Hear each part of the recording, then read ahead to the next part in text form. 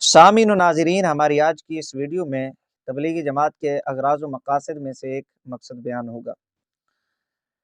وہابی دیوبندی اسماعیلی رشیدی فرقہ کے مولوی الیاس کندھیلوی نے جن اغراض و مقاصد کی بنا پہ تبلیغی جماعت کی بنیاد رکھی، ان اغراض و مقاصد میں سے ایک مقصد، ایک مشن یہ بھی تھا کہ تھانوی صاحب کی تعلیم کو عام کیا جائے۔ سامعین و ناظرین، ابتدا کے اندر تھانوی صاحب تبلیغی جماعت کے انتہائی مخالف تھے۔ جب تھانوی صاحب کو تبلیغی جماعت کے متعلق بتایا گیا، اطلاع دی گئی، تو تھانوی صاحب کا یہ تبصرہ تھا کہ امت کے اندر یہ فتنہ ہے، دین کے اندر یہ فتنہ ہے۔ جب مولوی اشرف علی تھانوی کی جانب سے یہ جواب مولوی الیاس کندھیلوی کو بتایا گیا تو الیاس کندھیلوی صاحب خاموش رہے، کسی قسم کا کوئی جواب نہیں دیا، وقت کا انتظار کرتے رہے۔ پھر ایک وقت ایسا آیا کہ مولوی الیاس کندھیلوی نے بڑی ہوشیاری، عیاری، مکاری سے تھانوی صاحب کا ذہن بدل کر تھانوی صاحب کو تبلیغی جماعت کا ہم نوا بنا دیا۔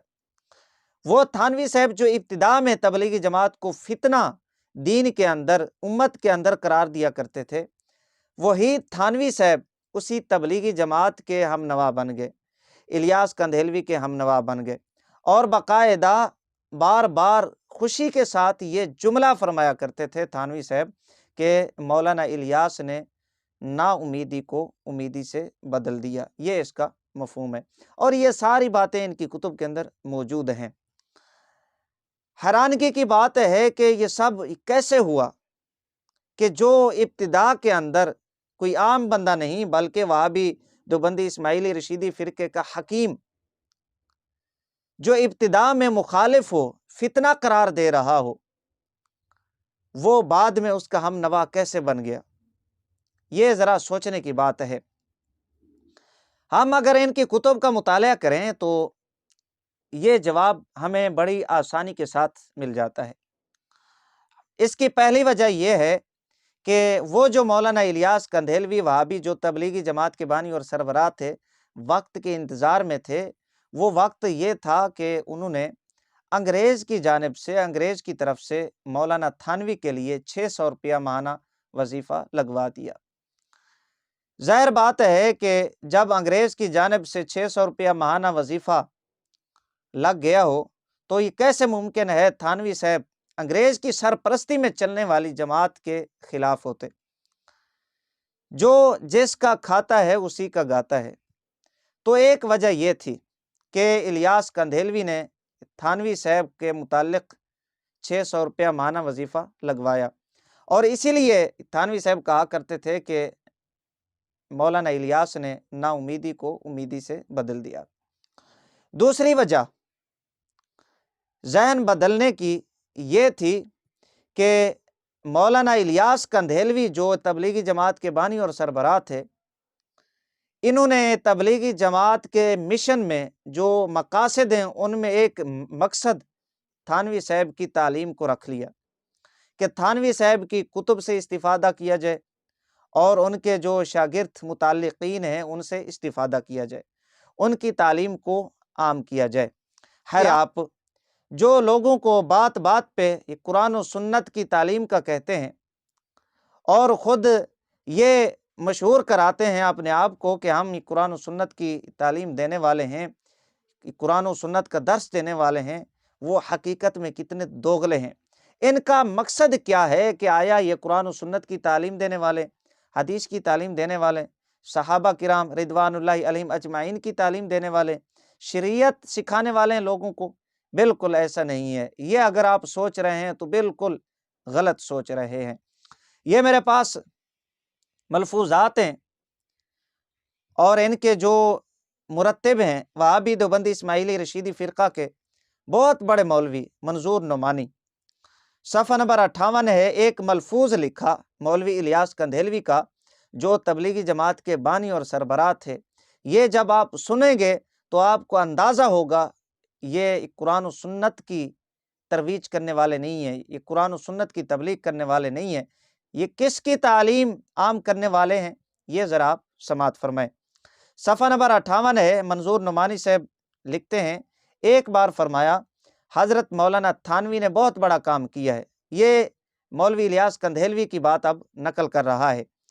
حضرت مولانا تھانوی نے بہت بڑا کام کیا ہے، میرا دل چاہتا ہے کہ تعلیم تو ان کی ہو، تھانوی کی تعلیم ہو اور طریقہ تبلیغ میرا ہو، اس طرح اس کی تعلیم عام ہو جائے گی۔ صفحہ نمبر 58۔ یہاں پر دو باتیں معلوم ہوئیں، ایک یہ کہ جو تبلیغ کا طریقہ ہے وہ میرا ہو، مولوی الیاس کندھیلوی کہہ رہا ہے، اور جو تعلیم ہے وہ قرآن و سنت کی نہ ہو، وہ شریعت کی تعلیم نہ ہو، وہ اسلام کی تعلیم نہ ہو، وہ کس کی تعلیم ہو؟ کہتا ہے کہ تھانوی کی تعلیم ہو۔ یہ ہے تبلیغی جماعت کا مشن، مقصد، کہ قرآن و سنت نہیں بلکہ تھانوی کی تعلیم کو عام کرنا۔ اسی طرح یہ دوسری کتاب ہے میرے پاس، مکاتیب الیاس، صفحہ نمبر 138 ہے۔ اس میں لکھتے ہیں حضرت تھانوی سے منتفع ہونے کے لیے ضروری ہے کہ ان کی محبت ہو اور ان کے آدمیوں سے اور ان کی کتابوں کے مطالعہ سے منتفع ہوا جائے، ان کی کتابوں سے علم آئے گا اور ان کے آدمیوں سے عمل۔ مکاتیب الیاس، یہاں پر واضح طور پہ مولوی الیاس کندھیلوی نے تھانوی کی کتب، تھانوی کی جو تعلیم ہے اس کو تبلیغی جماعت کا مقصد قرار دیا، مشن قرار دیا، کہ ہمارا مقصد یہ ہے کہ تھانوی صاحب کی تعلیم عام کی جائے، ان کے متعلقین شاگردوں سے نفع حاصل کیا جائے، نہ کہ قرآن و سنت کی تعلیم عام کی جائے۔ یہ تبلیغی جماعت کا مقصد اور مشن ہے۔ لہٰذا یہ جو بات بات پہ لوگوں کو دھوکہ دیتے ہیں، ہم قرآن و سنت کی تعلیم عام کرنے والے ہیں، لوگوں کو نماز سکھانے والے ہیں، کلمہ سکھانے والے ہیں، یہ دو نمبری کرتے ہیں، دھوکہ دیتے ہیں، جھوٹ بولتے ہیں۔ ان کا اصل مشن یہ ہے جو ان کی کتب کے اندر لکھا ہوا ہے۔ یہاں تک تو ان کا مشن تھا، ان کا مقصد تھا تھانوی کی تعلیم کو عام کرنا۔ تو ایک حوالہ اس بات کے اوپر ہو جائے کہ تھانوی صاحب کی تعلیم کیا تھی، کون سی تعلیم تبلیغی جماعت والے عام کرنا چاہتے تھے۔ یہ میرے پاس رسالہ ہے الامداد، صفحہ نمبر اس رسالے کا 34 اور 35 ہے۔ یہاں پر تھانوی صاحب کے ایک مرید کا واقعہ لکھا ہے کہ اس نے خواب دیکھا۔ خواب کے اندر وہ کیا کہتا ہے کہ دیکھتا ہوں کہ کلمہ شریف لا الہ الا اللہ محمد الرسول اللہ پڑھتا ہوں، لیکن محمد الرسول اللہ کی جگہ حضور کا نام لیتا ہوں۔ حضور کا نام ذہن میں نہ آئے کہ رسول اللہ صلی اللہ علیہ وآلہ وسلم کی ذات ہے، بلکہ وہ حضور تھانوی کو کہہ رہا ہے۔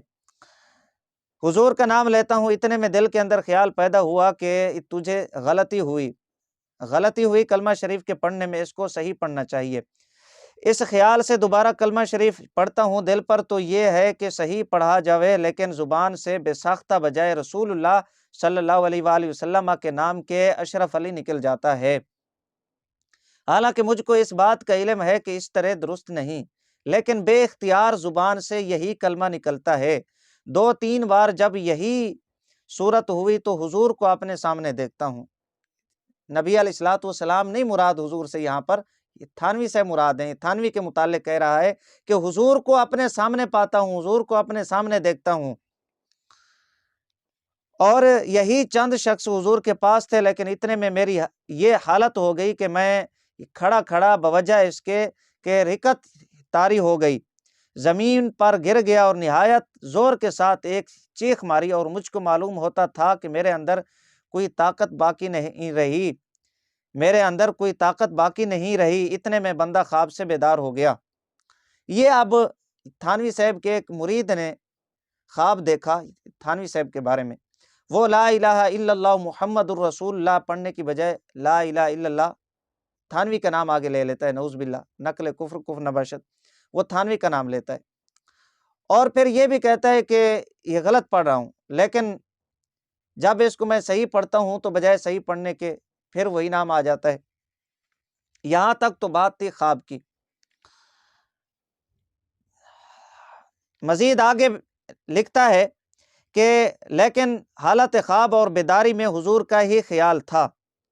اچھا، لکھتا ہے اتنے میں بندہ خواب سے بیدار ہو گیا، لیکن بدن میں بدستور بے حسی تھی اور وہ اثر ناطاقتی بدستور تھا، لیکن حالت خواب اور بیداری میں حضور کا ہی خیال تھا۔ پہلے بات تھی خواب کی، تو اب بیداری بھی شامل ہو گئی کہ بیداری کے اندر بھی تھانوی صاحب کا نام لیتا ہوں کلمہ شریف کے اندر۔ لیکن حالت بیداری میں کلمہ شریف کی غلطی پر جب خیال آیا تو اس بات کا ارادہ ہوا کہ اس خیال کو دل سے دور کیا جائے، اس واسطے کہ پھر کوئی ایسی غلطی نہ ہو جاوے۔ بہی خیال بندہ بیٹھ گیا اور پھر دوسری کروٹ لیٹ کر یہ کلمہ شریف کی غلطی کے تدارک میں رسول اللہ صلی اللہ علیہ وآلہ وسلم پر درود شریف پڑھتا ہوں، لیکن پھر بھی یہ کہتا ہوں اللہم صلی علی سیدنا و نبینا و مولانا اشرف علی۔ جی، نبی علیہ الصلوۃ والسلام کا نام لینے کی بجائے تھانوی کا نام لیتا ہے اشرف علی۔ حالانکہ اب بیدار ہوں، خواب نہیں، لیکن بے اختیار ہوں، مجبور ہوں، زبان اپنے قابو میں نہیں۔ اس روز ایسا ہی کچھ خیال رہا تو دوسرے روز بیداری میں رکت رہی، خوب رویا، اور بھی بہت سی وجوہات ہیں جو حضور کے ساتھ باعث محبت ہیں، کہاں تک عرض کروں۔ یہ خواب کا واقعہ تھانوی صاحب کے ایک مرید نے تھانوی صاحب کو لکھا کہ کلمہ شریف کے اندر نبی رسالت صلی اللہ علیہ وآلہ وسلم کا نام لینے کی بجائے جناب تھانوی صاحب کا لے لیتا ہوں۔ درود شریف کے اندر اللہم صلی علی و مولانا و نبینا، مرید کہتا ہے کہ درود شریف میں اللہم صلی علی سیدنا و نبینا و مولانا محمد صلی اللہ علیہ وآلہ وسلم کی بجائے اشرف علی کہہ دیتا ہوں۔ یہ خط لکھا تھانوی صاحب کو، تو تھانوی صاحب جواب کیا دیتے ہیں؟ اس واقعہ میں تسلی تھی کہ جس طرف تم رجوع کرتے ہو وہ بعونہ تعالی متبع سنت ہے۔ یہ جواب لکھا تھانوی صاحب نے صفحہ نمبر 35 کے اوپر۔ یہاں پر واضح طور پہ خواب کے اندر تھانوی صاحب کے مرید نے کلمہ پڑھا، اور پھر جب خواب سے بیدار ہوا پھر کلمہ پڑھا تاکہ غلطی کا تدارک ہو جائے، مداوع ہو جائے۔ لیکن مرید کہتا ہے کہ بجائے درست کلمہ پڑھنے کے وہی حالت ہے جو خواب میں تھی۔ نبی رسالت صلی اللہ علیہ وآلہ وسلم کا نام لینے کی بجائے جناب کا نام لے لیتا ہوں، تھانوی صاحب کا نام آ جاتا ہے کلمہ کے اندر۔ اور پھر جب رسول اللہ صلی اللہ علیہ وآلہ وسلم کی ذات پر درود شریف پڑھتا ہوں تو درود شریف کے اندر بھی رسول اللہ صلی اللہ علیہ وآلہ وسلم کے نام نامی اس میں گرامی کی بجائے تھانوی صاحب کا نام لے لیتا ہوں، خواب کے اندر بھی اور بیداری میں بھی۔ تو تھانوی صاحب یہ کہتے ہیں کہ یہ تسلی ہے اس بات کی کہ جس کی طرف تم رجوع کرتے ہو وہ بعونہ تعالی متبع سنت ہے۔ یہ تھانوی صاحب کی تعلیم ہے کہ اپنے نام کے کلمے پڑھوائے، اپنے نام کا درود پڑھوایا۔ یہاں پر اچھا وہابی دیوبندی پھر ایک دھوکہ یہ دیتے ہیں کہ جی یہ خواب کا واقعہ ہے۔ بہت سارے مولویوں کو جو وہابی فرقہ سے تعلق رکھتے ہیں وہ تھانوی صاحب کے اس کفر سے بچانے کے لیے کہہ دیتے ہیں کہ جی یہ تو خواب کا واقعہ ہے، لیکن یہاں پر خواب کے ساتھ ساتھ بیداری کا بھی واقعہ ہے، بیداری کے بھی الفاظ لکھے ہیں، اور وہ یہ کہتا ہے کہ اب بیدار ہوں، خواب نہیں۔ یہ مرید تھانوی صاحب کا کہتا ہے، لیکن یہ ڈھیٹ ہو کر کہہ دیتا ہے کہ جی یہ خواب کا واقعہ ہے، لہٰذا تھانوی صاحب کے اوپر کوئی بات نہیں آ سکتی۔ اچھا، پھر خواب کا ہی واقعہ یہ اگر ہوتا تو یہ تھانوی صاحب تو خواب نہیں دیکھ رہے تھے، وہ اس کو اس بات کے اوپر تنبیہ کرتے کہ یہ کفریہ خواب ہے، یہ کفریہ جملہ ہے آپ کا، بجائے اس بات کہ وہ اس کو تسلی دے رہے ہیں کہ تمہارا یہ خواب درست ہے۔ یہ ہے تھانوی صاحب کی تعلیم، کہ تھانوی صاحب کی تعلیم کیا تھی جس کو تبلیغی جماعت والے اور مولوی الیاس کندھیلوی عام کرنا چاہتے ہیں۔ وہ یہ ہے کہ تھانوی صاحب کے نام کا کلمہ پڑھوایا جائے، تھانوی صاحب کے نام کے درود پڑھوائے جائیں۔ یہ ہے تھانوی صاحب کی تعلیم جو امداد رسالے کے اندر صفحہ نمبر 35 کے اوپر لکھی ہے انہوں نے۔ یہ تبلیغی جماعت کی حقیقت ہے، اور یہ تبلیغی جماعت کا مشن ہے کہ تھانوی صاحب کے نام کا کلمہ پڑھایا جائے، لوگوں کو گمراہ کیا جائے، نہ کہ قرآن کی تبلیغ، نہ کہ حدیث کی تبلیغ، نہ کہ دین اسلام شریعت کی تبلیغ کی جائے۔ یہ قرآن، حدیث دین اسلام شریعت کے نام پر لوگوں کے ایمان کو لوٹتے ہیں، ان کے ایمان سے کھلواڑ کرتے ہیں۔